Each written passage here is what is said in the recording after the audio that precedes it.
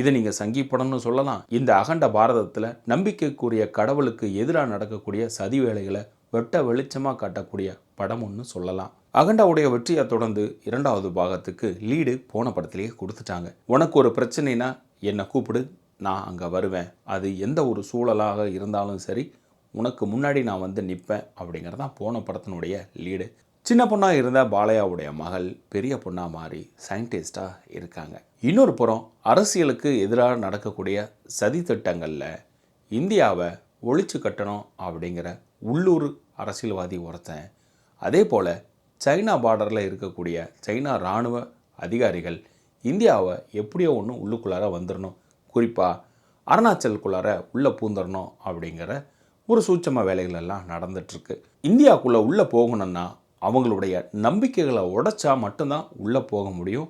மற்றபடி அவங்கள எதிர்த்து சண்டையிட்டோம்னா அவங்க எல்லா நேரங்களையும் தயார் நிலையிலே இருப்பாங்க நம்மளை எதிர்க்க அப்படின்னு சொல்கிறாங்க. அந்த நம்பிக்கைக்குரிய விஷயமானது கடவுள் தான். அவனுக்கு என்ன பிரச்சனை வந்தாலும், அது உயிர் போகக்கூடிய சூழலாக இருந்தாலும், கடவுளே என்னை காப்பாற்று அப்படிங்கிற ஒரு வார்த்தையை ஒன்று சொல்லுவான்.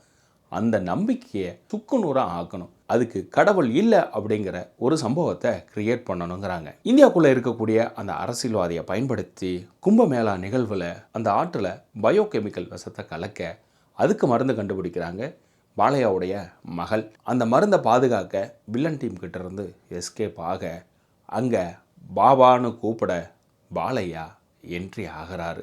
ஸோ அங்கே இருந்து தாண்டவம் ருத்ர தாண்டவமாக மாற ஆரம்பிக்குது. ஒரு புறம் மக்களையும் காப்பாற்றுறாரு, இன்னொரு புறம் நாட்டையும் காப்பாற்றுறாரு. ஸோ இந்த படம் கடவுள்னா யார், சனாதனம்னா என்ன, வேதங்கள், மந்திரங்கள், நம்மளை சுற்றி இருக்கக்கூடிய சூட்சமங்கள், இது எல்லாமே தான் இந்த படத்தில் சொல்லியிருக்காங்க. பாலையாவுக்கே உரிய ஆக்ஷன் பஞ்ச் டைலாக் அப்படின்ட்டு படம் ஃபுல்லாக பாலையா எவ்வளோ டைலாக்ல பஞ்சை கொடுக்குறாரோ அதுக்கு ஈக்குவலாக பஞ்ச மியூசிக்கில் கொடுக்குறாரு தமன். டைரக்டர் போயப்பட்டி சீனு படம்னாலே ஆக்ஷனுக்கு பஞ்சம் இருக்காது. அதில் நந்தமூரி பாலகிருஷ்ணா அவர் இருக்கிறப்ப வேற என்ன வேணும். காந்தாரா ஒரு ஸ்பிரிச்சுவல் மூவி அப்படின்னா இதுவும் ஒரு ஸ்பிரிச்சுவல் மூவி தான். இது கமர்ஷியல் என்டர்டைன்மெண்ட்டோட உள்ளே இருக்கும். குறிப்பாக இந்து எதிர்ப்பு, சனாதன எதிர்ப்பு இவங்களுக்கெல்லாம் ஒரு பாடமாக இருக்கும். ஸோ இதே போல் நம்ம சேனல் மற்ற படங்கள் ரிவ்யூ இருக்குது பாருங்கள். மறக்காமல் சப்ஸ்கிரைப் பண்ணிட்டு மற்றவங்களுக்கும் ஷேர் பண்ணுங்கள்.